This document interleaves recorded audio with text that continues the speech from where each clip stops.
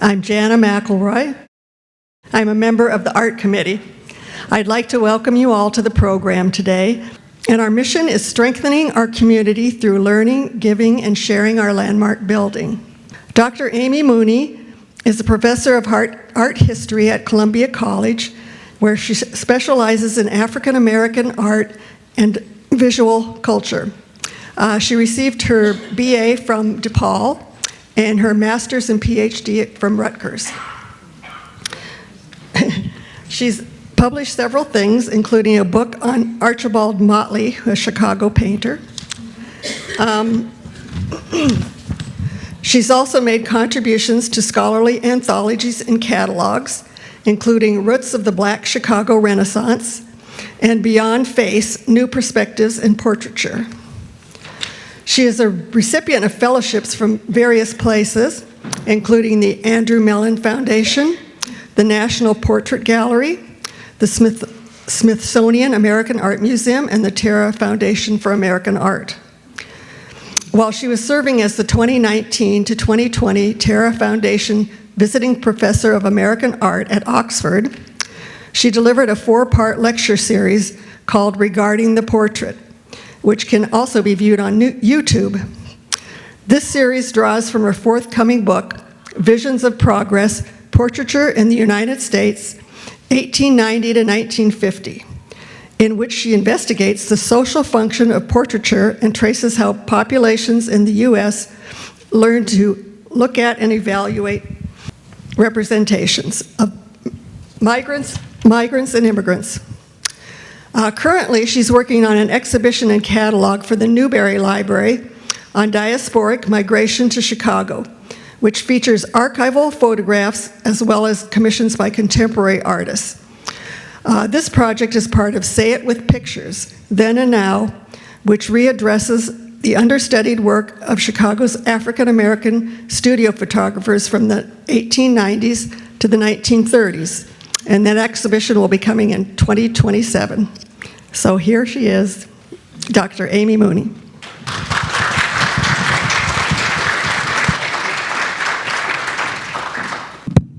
Good afternoon.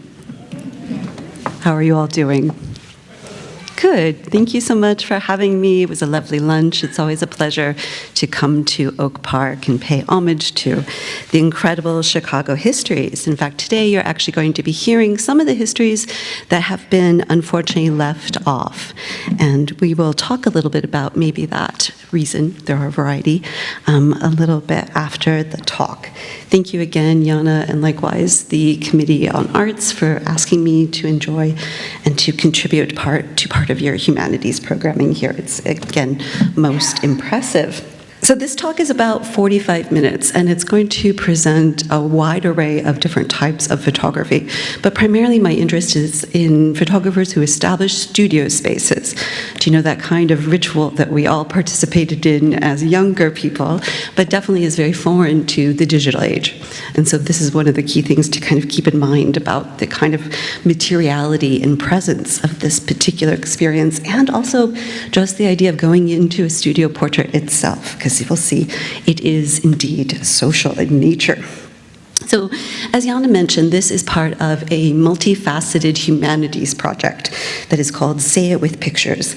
And we actually launched this in 2018 with support from the Terra Foundation and from the Museum of Contemporary Photography.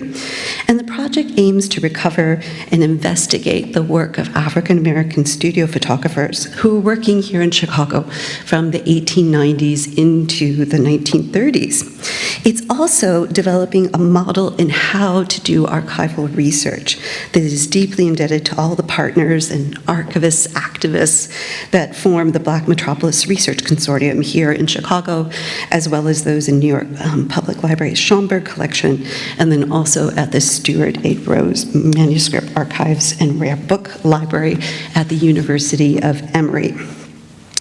And you're seeing a slide here that kind of shows some of the emblems of our partners and unfortunately covers up Deb Willis's face. But this is a collaboration between myself and my mentor, Deborah Willis, who very much supported my early work at the Smithsonian. And together, we have identified over 65 studios that were owned and operated by African American photographers in Chicago during this period. And we're planning a few publications. One Yana mentioned will be a theme-based anthology that presents the work of several authors as they investigate the social, cultural, and historical relationships that figured in the images, as well as the larger set of relationships outside and beyond the frame. Relationships that we might think of as the social life of the photograph. The social life of the photograph includes the intentions of both the sitters and photographers as reflected in their decisions to take particular types of pictures. It also involves reflecting historically on what those images say about those individuals, who they aspired to be, how they wanted to be seen, and what they attempted or intended to project and portray. Examples like R.D. Jones's portrait of women learning from the entrepreneur beautician Marjorie Stewart Joyner advertised the possibility of employment and education, as well as women's care for one another, while James Kushner captured the economic success of Liberty Life executive Fred Jefferson, as well as his passions for hunting dogs. Keeping those expectations in mind, I want to explore ways that photography makes space visible, following photography scholar Ariella Azule's assertion that as such, it teaches us how to observe it, interact within it, and to imagine its limitations and possibilities. Photographs of people and spaces impact behaviors and attitudes, how we conduct ourselves in it. And we'll return to this group photograph at the end of the lecture, considering how its presence in the lobby of the Supreme Life Insurance Company tells us so much more than just a straightforward record of who attended the homecoming. In a way, I consider images like these to serve as a sort of evolving pedagogy, teaching us not only what to look at, but how conscious and critical looking is essential to achieving individual and collective goals.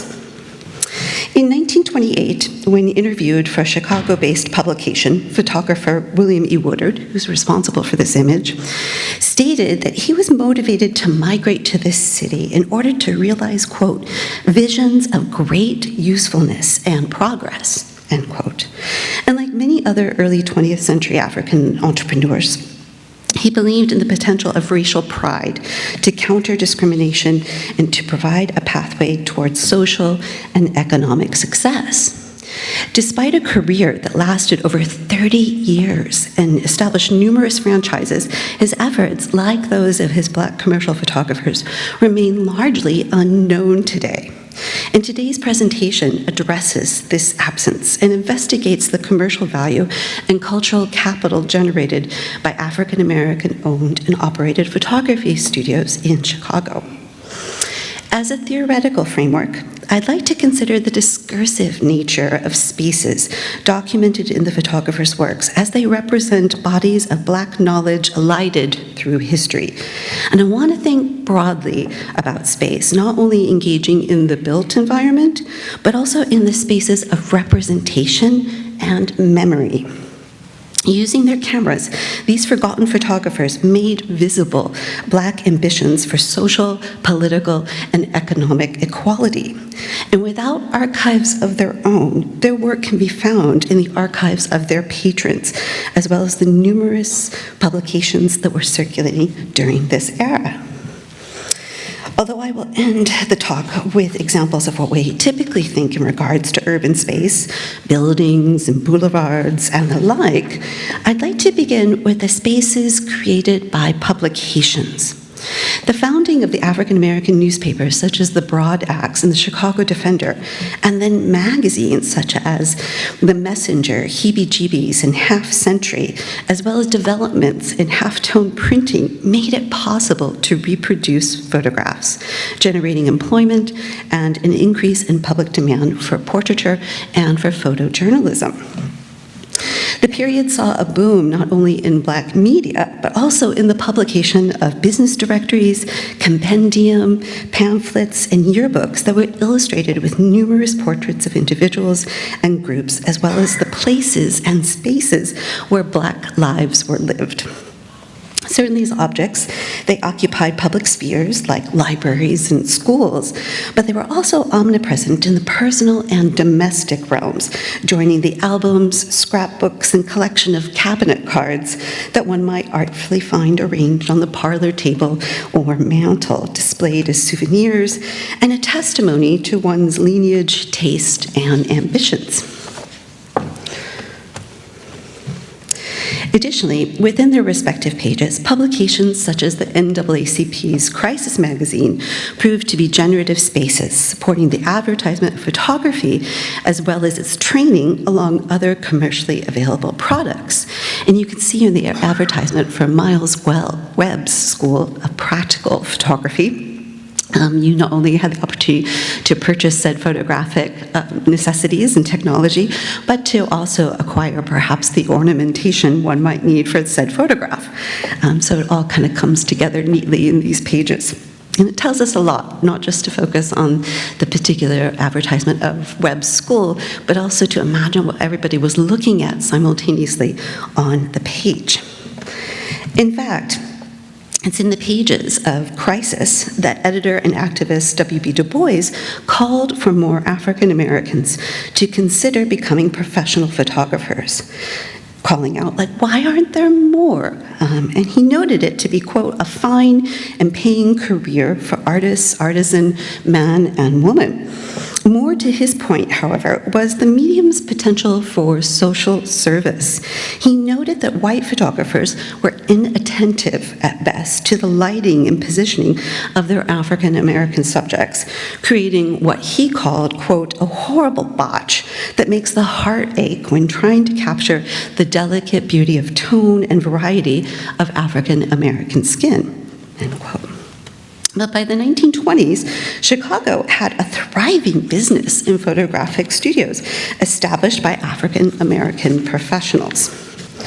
Concurrent with the Great Migration, Black photographers founded studios, schools, and venues for the exhibition and circulation of portraits of their patrons. When combined with the establishment of the Associated Negro Press in 1919 and the expansion of other Black-owned media, Chicago was a generative force in the creation and dissemination of representations of modern African Americans. Further, contributions to historic projects that celebrated Black achievements, such as John Tate's Souvenir of Negro Progress from 1925, or the Intercollegiate's Negro in Chicago from 1927, shed light on the ways that photographers envisioned the merger of commercial consciousness with a collective aesthetic and social purpose. These portraits included in the publications were an assertion of Black spectatorship, a demonstration of Black people looking at representations of themselves and engaging in a dialectical relationship with the media. The reproduction and circulation of such portraits establishes photography as a social practice through which one not only comes to see and know oneself, but also how that self is perceived by others. As scholar Leigh Rayford argues, Black photographic portraiture functioned not simply as a private, sentimental memento within the shadow archive of Black, but also within the shadow archive of Black representation that provided public documents of African American citizenship and middle class belonging. During the 1920s and through the 1910s to the 1920s, the economic growth of African American manufacturing, especially the cosmetic industry, created additional opportunities for photographers. Providing images for advertisements became increasingly lucrative and a site of intersecting goals for uplift. In the work of photographer James L. Gushneer, for example, portraiture and commerce merged through commissions from Claude A. Barnett. Gushneer established his studio at 35th Street and was called South Parkway, in a space that was described as centrally located and sumptuously appointed. Many of the photographers looked to establish a parlor-like showroom where clients could mingle and look over the photography of others, determining how they would like to be represented. And as a savvy entrepreneur, Barnett launched the Cashmere Chemical Company in 1919 with the intent of revolutionizing beauty advertising. So instead of documentary photographs of proprietors and products like those used by Madam C.J. Walker or Annie Malone, Barnett sought portraits and testimony from glamorous women who promoted the beauty treatments as a form of racial pride. Combining the newly emerging psychology of self-improvement with women's increased socioeconomic agency, Barnett assembled a series of illustrated beauty guides that associated a lifestyle with his products. And he hired Gushneer to photograph the Panama Girls, a song and dance trio formed by Cora Green, Florence Mills, and Ada Smith, also known as Bricktop. Celebrated for their grace and dignity, their popular cabaret performances at the Panama Cafe garnered a national tour. And instead of documenting their performance at the cafe, the three women are posed against a nondescript background in the photographer's studio, where they generate a discursive space around Cashmere Nile's Queen Nile products, extending their conversation to include the potential customer. So you would hear Coral say, "Is cashmere an experiment?" And then Florence chimes in and says, "No, it's a certainty." And Ada says, "Well, I should say so." So the idea is that you're kind of in conversation with these women as you're looking at the images and imagining yourself, too, sporting some of the beauty products of Nile Queen. So when combined with a full-page portrait in a beauty guide published by Cashmere, their conversation is an assertion of self-possession in both attitude and agency that is then extended and including the viewer. Each woman looks directly at the camera. Each wears her hair up in an upswept bun, presumably treated with Nile Queen preparations. As members of what was then described as, quote, one of the niftiest vaudeville acts on stage, end quote, the women serve as models of modern self-fulfillment, confident in their talent, mobility, and economic independence. Gushneer's portrait demonstrates that through the use of Nile Queen cosmetics, their profession, fashions, and attitude can be accessed by anyone who follows the Cashmere way. Capitalizing on this effect in the studio's own advertisements, the photographer offered that he delivered, quote, that intangible something that one calls style or effect, the thing that gives a picture a distinctiveness of its own, and it's found in the quality of the Gushneer photograph, end quote. The conflation of these commodities, cosmetics, and photography became the means by which working-class Black women negotiated the contradictions of Victorian respectability that favored a more natural, modest self-presentation and the increasing possibilities of modern adornment and artifice. Barnett hired another African-American photographer, William E. Woodard, to document all aspects of his company, from the offices with a row of women seated at desks processing Nile Queen orders to the production line and shipping room that also included women workers. More than records of a successful business, these photographs are portraits of possibility, either through the presentation of professional opportunities for Black women or through the purchase of a Black-owned transformative product. And like Gushneer, Woodard's studio offered an array of formats and approaches toward portraiture that appealed to a broad range of patrons. And similarly, the studio positioned the photographic portrait as a means of social advancement and racial consciousness.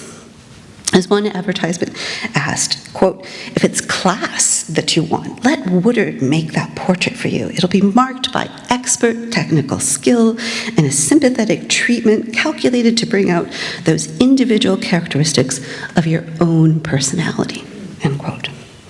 According to an announcement placed in the Chicago Defender, William E. Woodard established his photographic studio in Chicago in 1920 at 35th and South Parkway. And his earliest listings noted that his training was gained in the finest of loop studios. But by 1923, Woodard announced the opening of a new studio in Kansas City, managed by his relatives, James and Dewey Woodard. An early success necessitated the hiring of additional photographers, including Miles Webb and Harold Young, who were noted as being very capable artists. Charles Evans Woodard, William's nephew, also joined the Chicago practice, serving as an assistant. And then receptionist Lottie Hale Jacobs played a central role in the business and was celebrated in the pages of the African-American periodical The Light, America's news magazine, for her contribution in shaping Woodard's as a modern photographic studio. In an article, readers learned that at Woodard's, Jacobs ensured that you had a lasting relationship with the studio because she could, quote, tactfully take you in hand and become the most valuable person in the world to you, end quote. And reports on the studio also noted that she had, quote, the knack of drawing out the best expression and for putting the client at ease, end quote. Jacob led the customer to select the portraits that were not only best suited to the subject, but also so this subject at his or her possible best advantage. And her efforts revealed the studio's investment as the portrait as a validating social exchange. In its advertisements, Woodard Studios positioned itself as a welcoming destination, including photographs of the reception room and gallery areas where one could, quote, call and get acquainted whether or not you made a sitting, end quote. And described as a spectacle upon entrance, one journalist detailed every detail of the furnishings in the studio's 2 parlor suites when Woodard's expanded and relocated on the northwest corner of 47th and South Parkway in 1928. In this elegant sphere, clients were invited to mingle, relax, and reflect on walls lined with portraits that showed how wide and varied the Woodard cult had been. And from dressing rooms with area compartments where settings were made, every amenity was provided.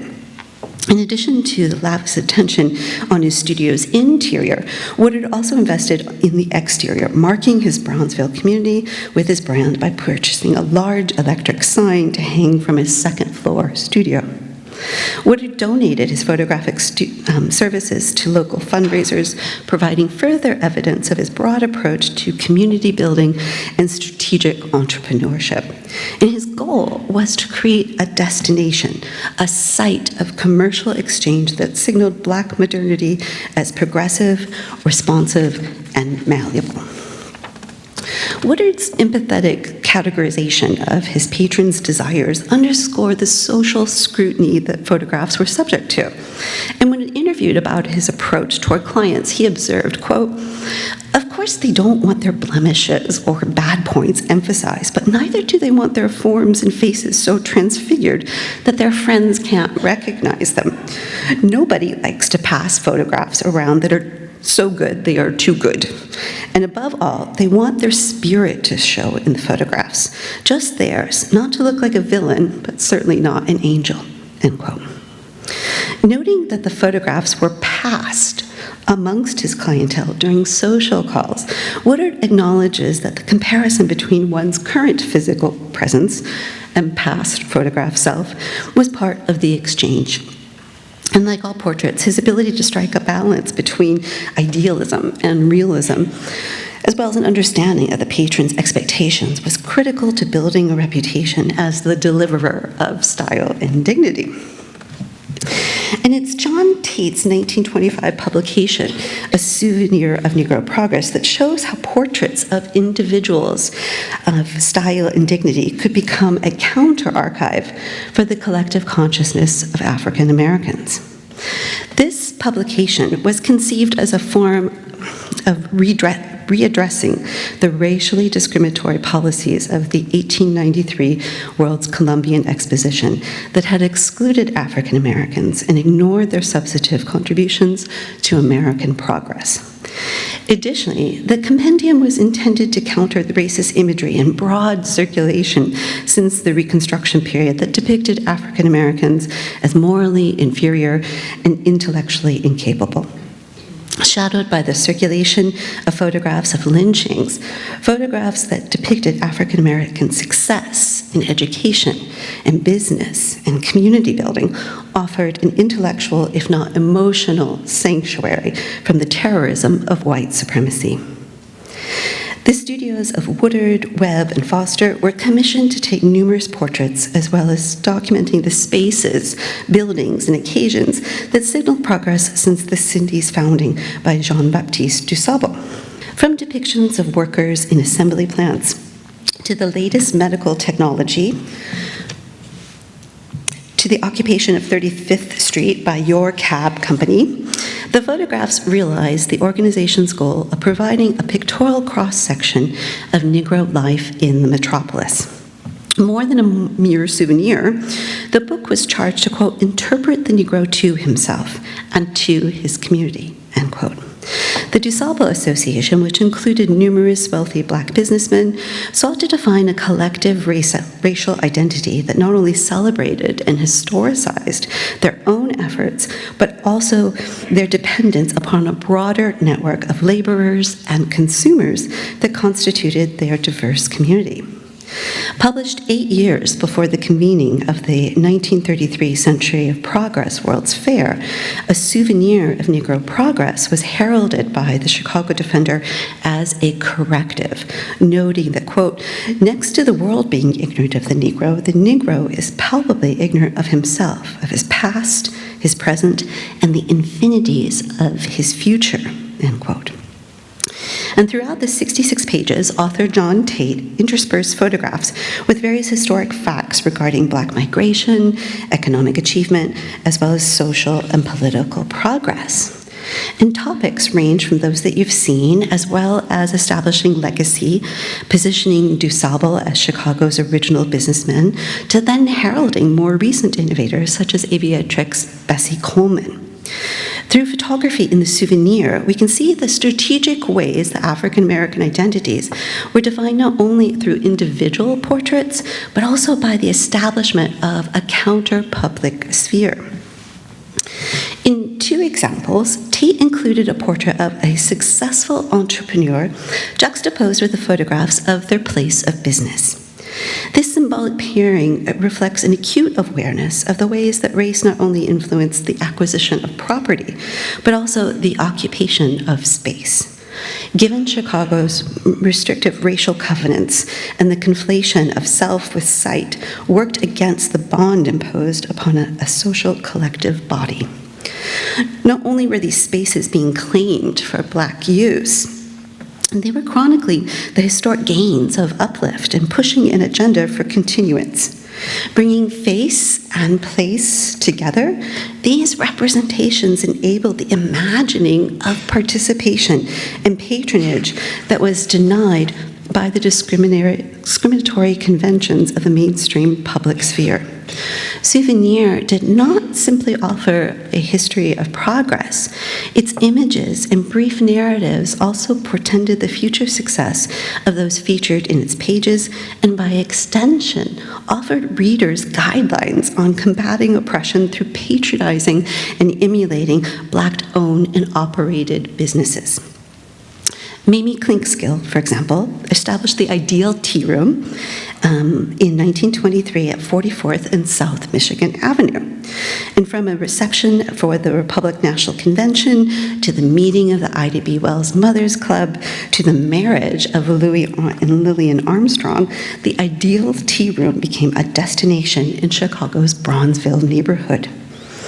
In the souvenir, Klinkskill's venue is described as, quote, chic and colorful feature of social life in Chicago, end quote. 4 photographs by Woodard Studios show how beautifully appointed reception room, a private dining room, and 2 tea rooms that guaranteed Black clientele access whereas other white-owned establishments, even when located in a predominantly African-American neighborhood, practice segregation and discriminatory service. At the center of the page, positioned just above the interior photographs, is a portrait of Klinkskill by Woodards. Her composed expression, formality of dress, and sidelong glance at the camera convey her own social ambitions and expectations of patrons. With her rows of black beads and upswept hair secured by an ornate Spanish comb, she represents the most au courant in fashion. Noting that at her establishment, quote, scarcely a day goes by that witnesses some type of exclusive function, end quote, Klinkskill communicates her own rise in status as she simultaneously indicates the type of upscale customers that she hopes to serve.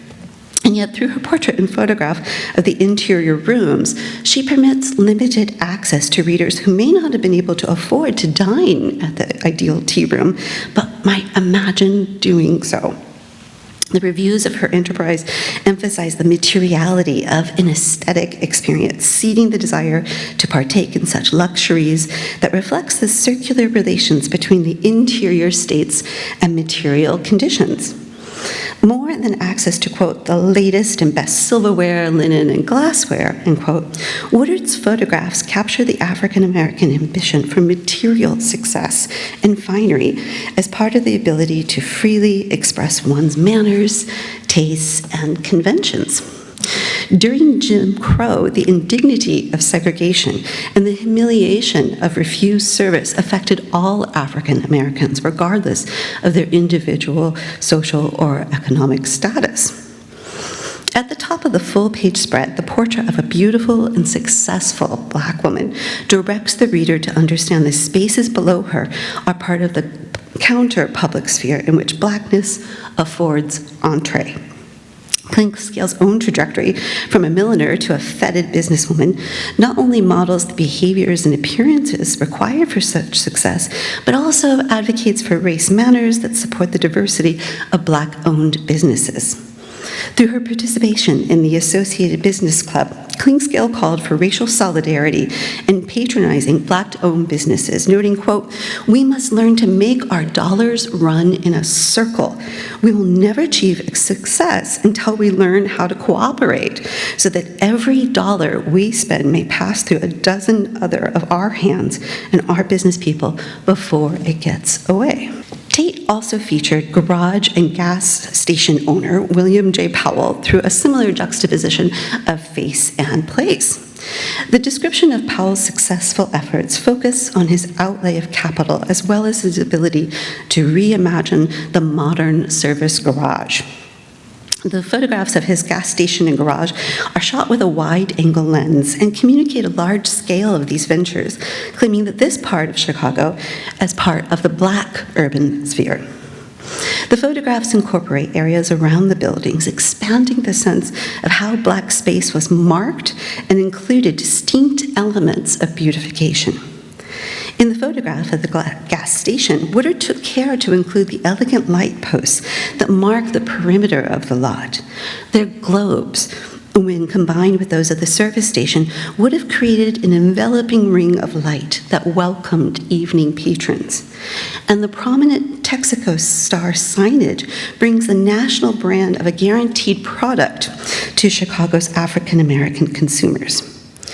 In the photograph of Powell's Art Deco-styled auto garage, Woodard's angled include a stately tree and the wide sidewalk of Chicago's boulevards, indicating the business's integration within the urban fabric. The building seems to command the block and was noted to being able to accommodate 150 cars. And as the proud proprietor, Tate positioned Powell's portrait in the upper right hand of the page, linking his distinguished likeness with the infrastructure that literally fueled Black mobility. For both Klinkskill and Powell, the achievement of ownership transforms segregation into congregation and is also connected to a broader discourse in which Black consumer practices converted acts of desire into political and intellectual life of distinction and defiance. Another noteworthy example of discursive space was generated through the efforts of Anthony Overton. As founder of the Overton Hygienic Company, the Victory Life Insurance Company, the Douglas National Bank, Half Century Magazine, and the Chicago Bee newspaper, Overton certainly understood the role of representation and the necessity of visualizing public relations. In his collaborative work with Woodard's, Overton sought to depict himself and his businesses as the epitome of propriety. In the portrait of his packing room, for example, his workers are focused on their respective tasks and do not engage with the camera. Organization and hygiene prevail, visualizing the principles upon which the company prided itself. And in his portrait of Overton, Woodard's captured the subject's visionary character through a close and sharply focused headshot. The photographer angled his sitter so that his face is brightly lit, casting a sort of glow across his features. Overton's carefully groomed presence is notable, complete with the stylish toothbrush mustache and suit coat and tie, cutting a contemporary figure of confidence. Further, the entrepreneur understood that the exterior self should be a representation of the interior disciplines necessary for success, thus linking Overton to the convictions espoused by Booker T. Washington. This photograph appeared in numerous publications, ensuring that Overton's achievements served as inspiration for future generations. Overton understood the symbolic presence of self-built structures and launched numerous campaigns during his career to ensure the realizations of still extant buildings, such as the Overton Hygienic Building at State and 36th Street. Photographed by Woodard's and included in several publications, Overton raised capital for its construction through a bond campaign, touting it as, quote, an everlasting testimonial to Negro enterprise, end quote. Most tellingly, however, is the entrepreneur's understanding of his legacy through the visualization of his character, as would be, quote, pictured on the screen of imagination, the Overton Building, a monument to thrift, sagacity, and the skill of the builder, end quote. From the commissioning of African American designers to the structural perseverance of architecture, the patronage of African American businessmen and women not only provided economic support, but also the opportunity to visualize Chicago's Black cultural capital. And as noted by scholar Maurice O. Wallace, the tectonic signs of architecture not only produce space, but also enabled space in the structural imagination of experience, inspiring others to believe in their own efforts and ambitions. Thus, photographs of spaces built by African American patrons during this era have a particular kind of currency and were widely circulated in the Black media, serving as an extended portrait of the successful. So, as promised, I will end on one of the photographs from the beginning, that of the Supreme Life Liberty Insurance Company employees. In one way, the photograph serves as a sort of ever-evolving pedagogy, teaching viewers not only what to look at, but also how conscious and critical looking is essential to achieving individual growth and collective goals. The large format photograph hung in the lobby of the building, commissioned by African-American entrepreneur Frank L. Gillespie to house the first African-American insurance company outside the southern United States. And more than a straightforward record of who attended the homecoming celebrations for agents and their families held in 1929, the photograph embodies Black critical memory and is evidenced by the traces of moving vehicles and the way that the group seizes the street. There's a conscious urgency in history making. Positioning themselves around the Victory Monument, built to honor those who sacrificed their lives in World War I, this group of men and women literally ensured their presence was connected to that of the past and to the promise of the future. The group spills over into the boulevard, stretching across the central Bronzeville thoroughway, and owning the temporal moment and space as evidence of their investment in Black entrepreneurship, economic success, and the potential for future generations. With an expansive and portable lens, Woodard's, like many other African American photography studios from this period, made efforts to make Black success visible, countering the enforced invisibility of such within the mainstream public sphere. And as heralded in the Chicago Defender, the publication of such events achieved, quote, its purpose of providing an intelligence of accomplishments of the race to the world, and above all, overwhelming inspiration to the hundreds of struggling Chicagoans, as well as to the masses of millions who look forward to it as a promised land, end quote. The discursive nature of photography extended space to those who insisted on seeing and being seen. Through the lens of self-determined worth, these photographers moved from the studio to the street, and through the publication of their photographs, trained viewers to see and think differently. Further, the portraits generated during this era allowed subjects to critique and interpret and shape identity to such an extent that their efforts continue to impact contemporary consciousness, where they indeed remain a most generative space. Thank you.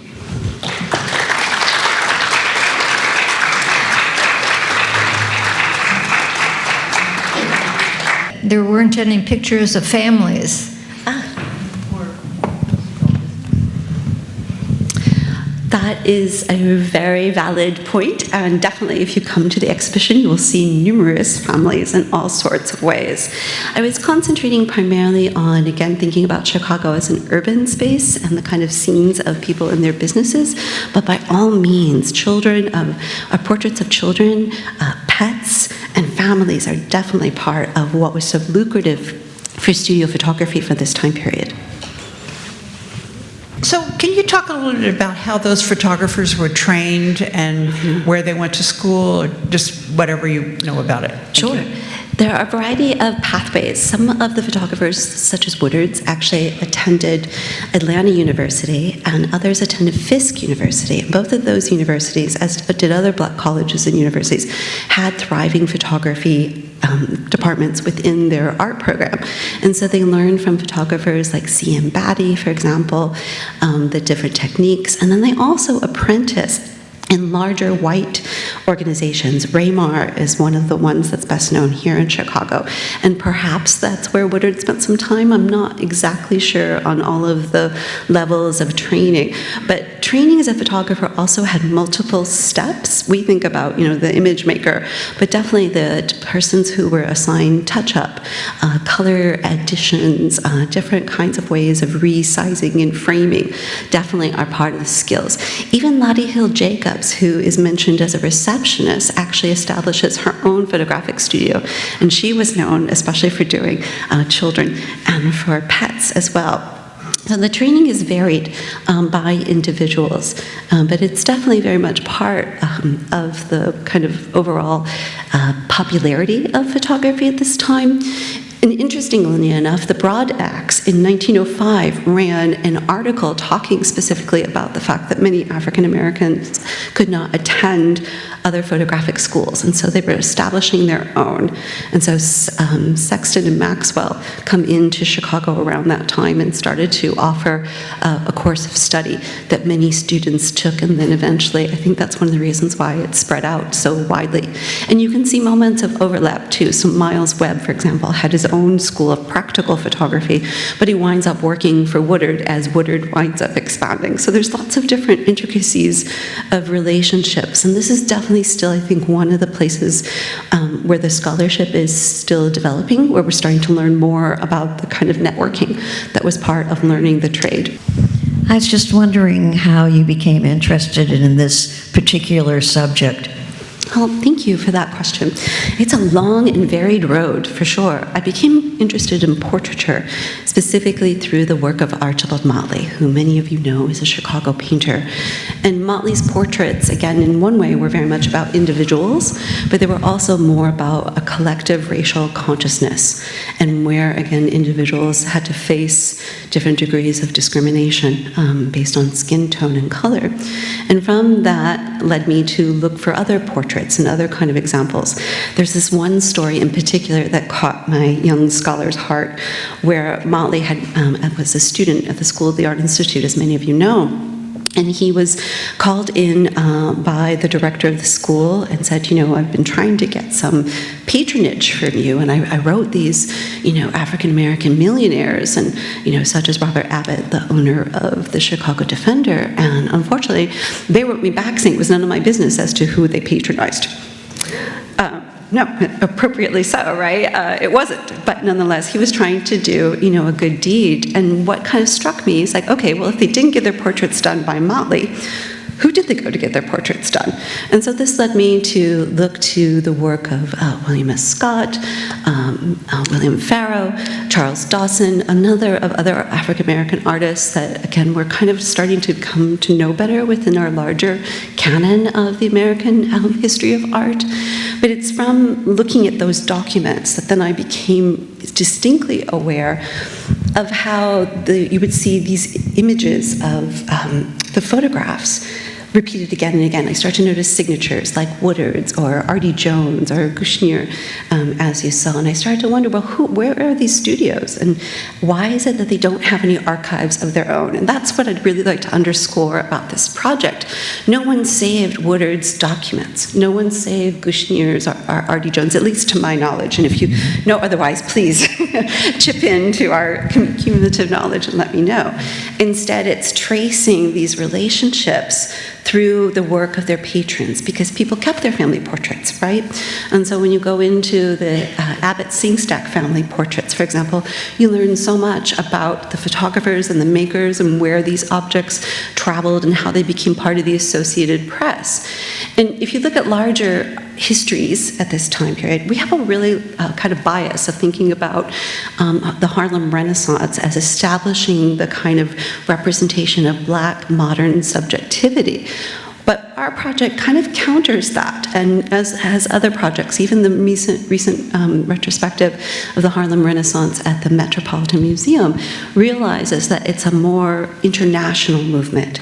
And it's because the Black media here in Chicago that took the individual portraits and then serialized them, and then they circulated far more broadly than just our respective city boundaries. And so it really starts to change who we're looking at and how we're looking, and also the kind of consciousness of what modern subjectivity could be. You said there are 62 of these studios in Chicago. I'm wondering how many of them are represented in the exhibit. And number two, does the exhibit go into the technology behind the photography? I'd be interested. Thank you. Yeah, no, thank you. Those are great questions. At this point, we're still working on the checklist for all of the different objects that will be included in the exhibition, but we do hope to be as inclusive as possible. One of my favorite stories is to talk about Charlotte Carroll Page, who established her very own studio and on her business card proclaimed herself to be the only African-American photographer ever. Wow. It's amazing.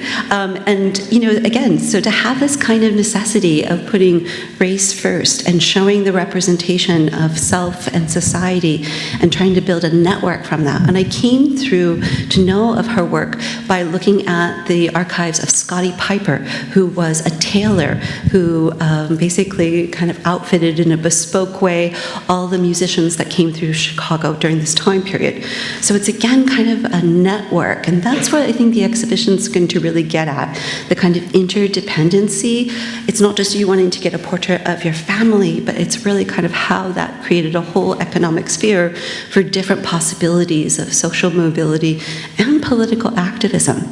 The show will definitely speak to also the development of technology.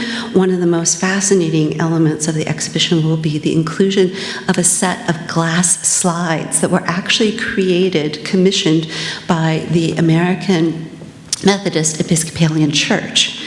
This effort was very much part to try to bring people up from the South and resettle them into Christian communities in northern cities.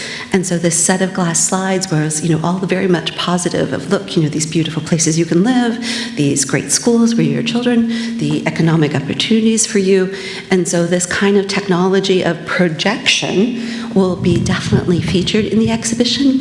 And then also even this photograph gives us an opportunity to speak a little bit more about the broadening of technology during this time period. This was taken by what Woodard called a new Circuit K camera. And he was so proud of acquiring this, he actually placed it in advertisements. But basically what it allowed for is panoramic photography.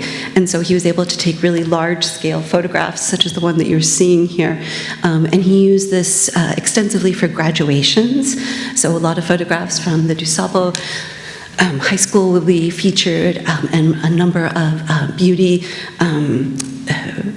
education cosmetology school graduation photos likewise benefited from this, as did the kind of regular documenting of not only different business engagements, but also the NAACP's annual meetings. So definitely the technology and the imagery come hand in hand. They really develop simultaneously, like demand almost creates the necessity to, problem solve. Friends who went, because they were Negro, couldn't get into the regular medical schools. They went to schools that only accepted Negroes. Right. Have you any of those pictures of the group where they graduated and had the whole class in a... We do. And actually, I'm going to just go back a few just to kind of support your point here. So Provident Hospital here in Chicago was one of the hospitals that serviced African American patrons, established for this, and definitely it was one of the training grounds as such. And there is a wonderful set of archives from Provident at Chicago State, and also includes the nursing school graduates. And so that's another, again, really important part of the different economic opportunities that became available to women.